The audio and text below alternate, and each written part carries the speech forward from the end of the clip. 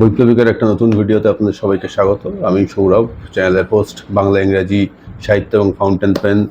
আশা করি সবাই ভালো আছেন। ইত্যাদি ইত্যাদি হলো। ইচ্ছা ছিল যে দহনের রিভিউটা আজকে আনবো, সুচিত্রা ভট্টাচার্যের দহনের, কিন্তু সেই স্ক্রিপ্টটা আলটিমেটলি গিয়ে আরও কিছু শেষে চেঞ্জ করতে হলো।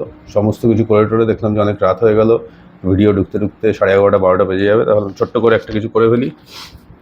নতুন দেশ বেরিয়েছে আজকে, সেই দেশ নিয়ে একটুখানি বলে দিই।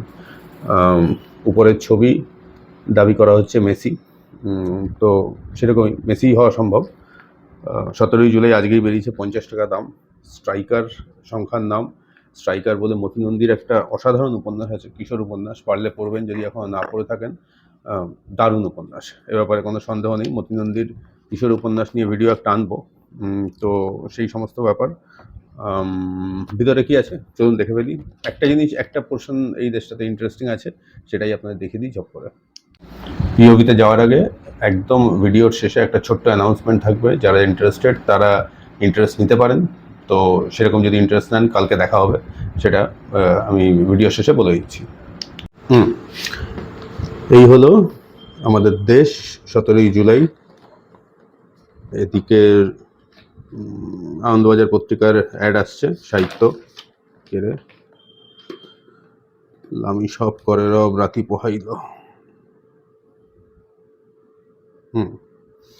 এই দিকটাতে খুব ইন্টারেস্টিং যেটা আছে সেটা হচ্ছে কমিক্সের পুরো সেকশনটা দিয়ে দিয়েছে। এখানে ফেলুদার রহস্য দেখতে পাচ্ছেন। ফেলুদার এখানে প্রায় 20-22টা কমিক্স বেরিয়ে গেছে। আমি একটা ছবি তুলে এখানে দিয়ে দেবো, যদিও এখান থেকেই দেখতে পাওয়া যাওয়া উচিত। দাম মোটামুটি দেখতে পাচ্ছি 350, 400, 350, 500। কৈলাস চৌধুরীর পাথরের দাম 500 টাকা। পাথর আছে বলেই দাম বেশি কিনা জানি না। আচ্ছা, 350, 400, 325 দেখতে পেলাম একটা। 300 টাকাও দেখতে পাচ্ছি, শিয়াল দেবতার রহস্য, ইত্যাদি ইত্যাদি। ফেলুদার এই কমিক্সগুলো কি আপনারা পড়েছেন? কেমন লাগে? আমি পড়েছি, আমার মতামত হোক আপনাদের কেমন লাগে, বা আপনারা কিনে পড়েন কিনা এরকমভাবে 350, 400, 500 টাকা দিয়ে কিনে পড়েন কিনা জানাবেন। আমি কিনে পড়িনি, যেগুলো বেরোয় সেগুলোই আমি পড়ে নিয়েছি কুচকুচ করে। এদিকে আছে শঙ্কুর কমিক্স।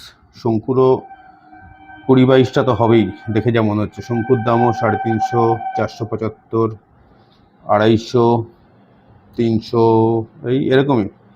500 একটা হিপনোজেন।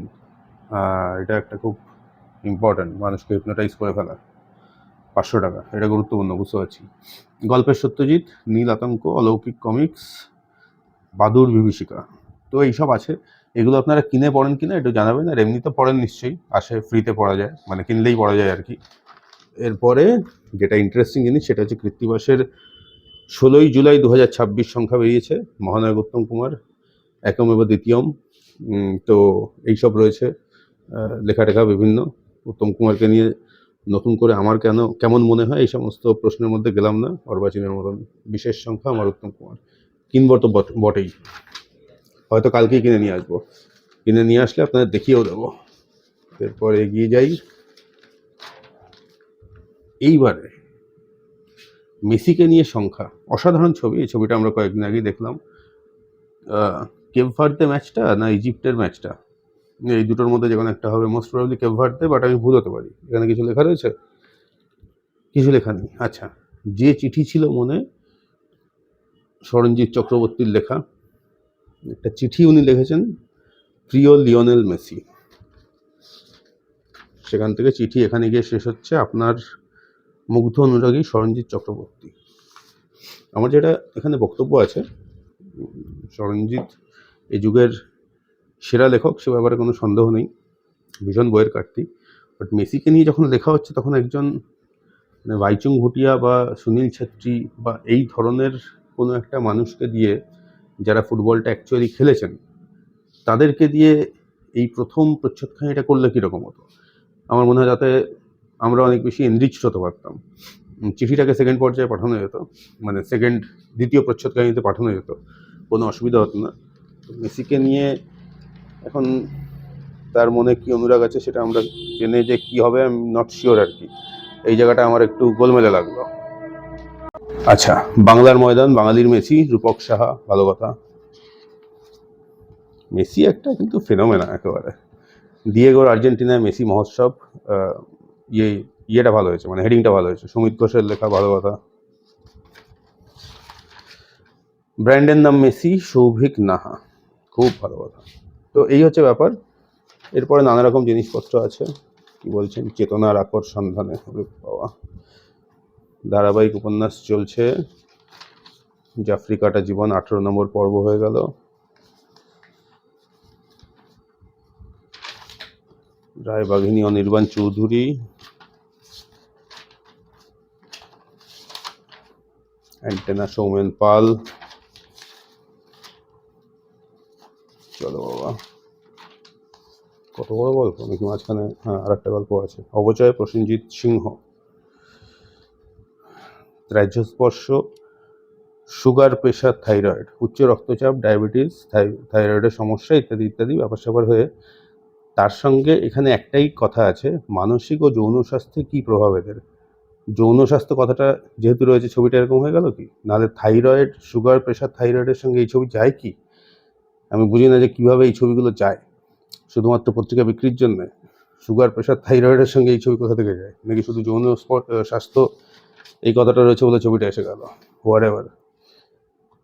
তিলোত্তমা মজুমদারের একটা কবিতা আছে, এটা একটা ভালো জিনিস। কেন বুকে উল্কি এঁকেছিলে, পড়ে দেখবো। তিলোত্তমা মজুমদারের লেখা অবশ্যই পড়ে দেখবো। অনুপম রায়, গভীরে যেতে যেতে, উনি কবিতা লিখেছেন এখানে 3টি কবিতা, এটাও পড়ে দেখবো অবশ্যই। সুভাষ সরকার, রাধাবল্লভ চক্রবর্তী, গারকনের ফুলের আসরে, খুব ভালো। পরে কি আছে? মারাত্মক মারাত্মক সব ব্যাপার রয়েছে। আদর্শ বনাম রাজনীতি, বাবা,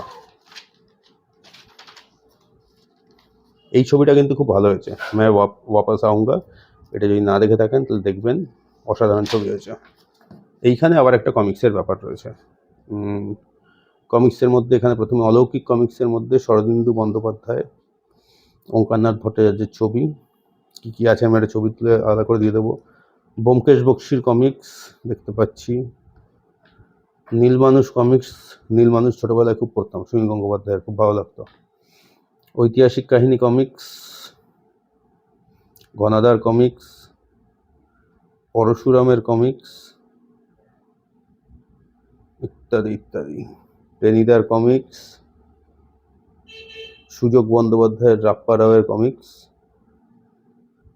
ডানপিটের রাপ্পা রাও কমিক্স, এইগুলো। রাইট, হয়ে গেল অনেকটা এই পর্যন্ত। তারপরে সামান্য কিছু রয়েছে। সিগনেট প্রেস প্রকাশিত কাহিনী, বিভূতিভূষণ বন্দ্যোপাধ্যায়, চিত্র, চাঁদের পাহাড়ের গ্রাফিক নভেল আছে, 500 টাকা দাম, মাত্র 500 টাকা দিন, পৌঁছে যান চাঁদের পাহাড়ে। হলো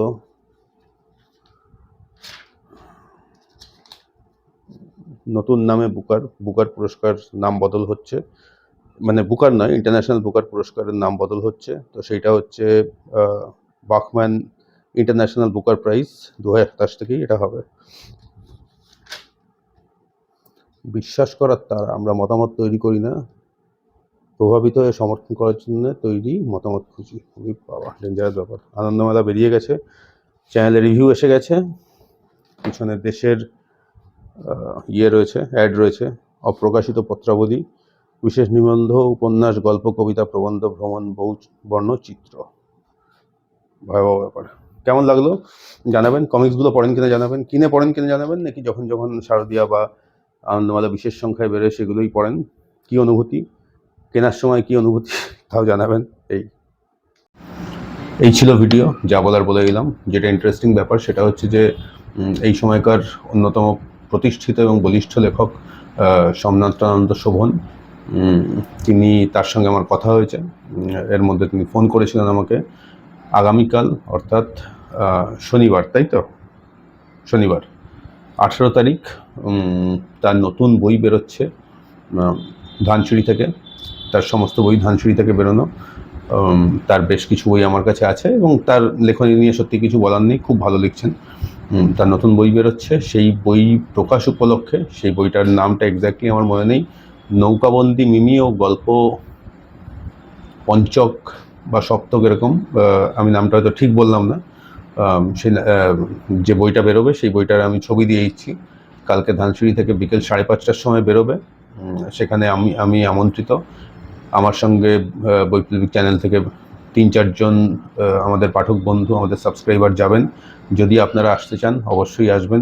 ধানসিঁড়িতে বিকেল 5:30টার সময় একটাই অনুরোধ, যদি কেউ আসেন শোভনবাবুর একটা বই অন্তত কিনবেন, তিনি থাকবেন, তাকে নিয়ে সই করিয়ে নেবেন, সেটা একটা প্রাপ্তি অবশ্যই।